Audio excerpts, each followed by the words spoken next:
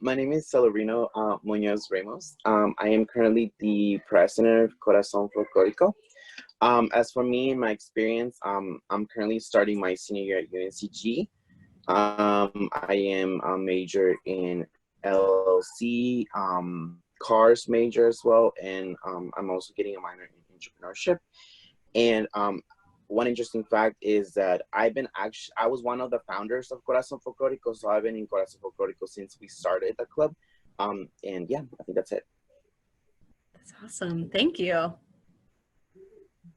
Hi, I'm Karina Hernandez. I'm co-treasurer of Corazón Folklorico, and this is my second year as undergrad at UNCG, and I'm studying to be a nursing major. Okay, cool. Rosa. I'm currently going to be a senior. I've been a part of the club for about 2 years now, and I've been a dancer and partially a dance instructor. It came up as an idea from a fellow student. Her name is Excaret Campos. She's not in the club anymore as a board member, but she was the one that came up with the idea.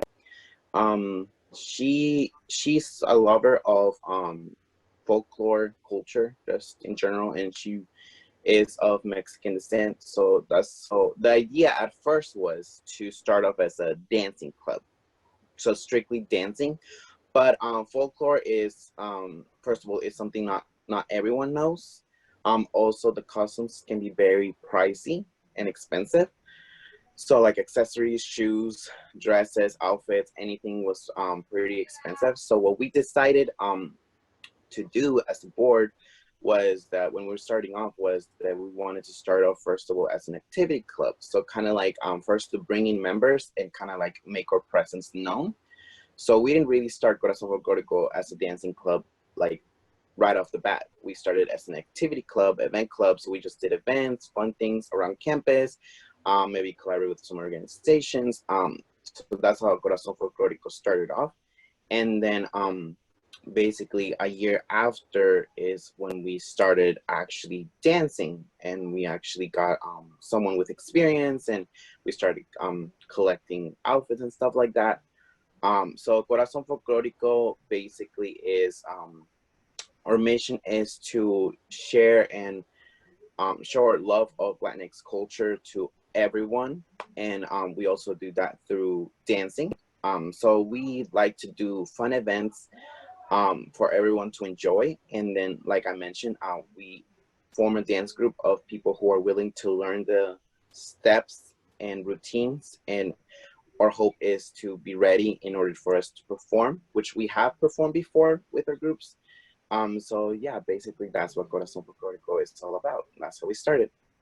Well, from my experience, I think everyone is welcome and everyone can come and join us because we just want everyone to learn because it's something that we love to learn and we would love to teach new people different steps or how to dance it or what's the meaning behind it and show them what a beautiful kind of traditions there are in folklore and how beautiful you can look just by just watching someone dance. It makes you feel so good. So I think it's for everybody.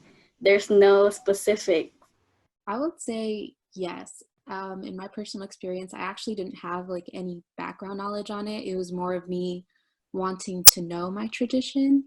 And I know when I came to UNCG, well, it's really inclusive when it comes to races and religions and a variety of stuff. So I remember freshman year, I would go to different events and learn about different people's backgrounds and traditions. So I kind of wanted to do that for my background and tradition.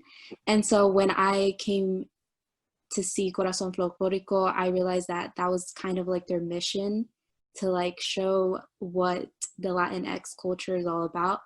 So for me, it was me wanting to learn more. And through that process, like he said, at first it was just activities. So it's just like activities of like getting to know one another and like just trying to come together as one with like different types of people coming in since I do know that a lot of people like to learn about other people's traditions. And so I was like, I want to be part of Corazón Folklorico because I want to do events where everyone feels connected and they feel at home. So it's one of the main purposes why I joined Corazón Folklorico, but also based on experience. Yes, Corazón Folklorico is for everyone. We've had students actually before who weren't of like a Latin background. And so even if they are from a Latin background, a lot of them don't know what folklore was or is part of their culture, because there's so many different types of folklore. And so like for students that even didn't even speak Spanish, because most of there's a lot of terms in Spanish in folklore, we also explain them to them in English. So definitely for students, I always tell them, like, even if you don't know anything about dancing, you don't have to be Latin either. This club is for everyone. We have people, we'll explain it to you. We just want to share the knowledge that we know with all of our fellow UNCG students.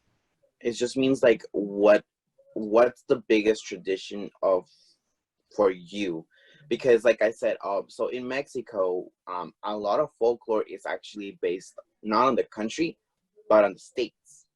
So every state actually has a different folklore traditional dance. So when it comes to folklore, it involves the people, the environment, the colors that are popular in that state. So like I said, it's like, that's the way I see folklore, like what makes us in a way. So like just for anyone, even the way I see folklore is like, if they're from a completely different country, the way I see folklore is like what makes my culture to me. So like the music is the art, the history. That's what folklore really means. Like, how did everything started? That's the way I personally see folklore as. Our dancers wear these shoes that are kind of different. They have heels at the bottom. So there's going to be a lot of stomping noises. So it's going to be pretty loud because that's the part of the dance. Awesome. And there might be yells throughout the dance because that's how some of the dances are. And the environment, the music is loud, so everyone can hear it. And so everyone can go to pace of the song and know the dance steps. So the environment can get pretty loud, but it's fun to me. Yeah. And everyone's friendly there. So if anything bothers you, you can tell anybody and we'll accommodate. I think I could say that, at least for myself. It definitely was a huge learning curve, but I did actually advise one person who was actually interested, and they're like, yeah, but I'm super shy and nervous. And I'm like, don't be. It's good to get out of your shell, to learn new things. You can always get to know new people. We definitely do try to like talk with one another. We're all definitely become friends by the end of it. So it's nothing to ever be afraid of. I think it's good to challenge yourself and learn new things. So I think that's like my main thing for them, is to try something new.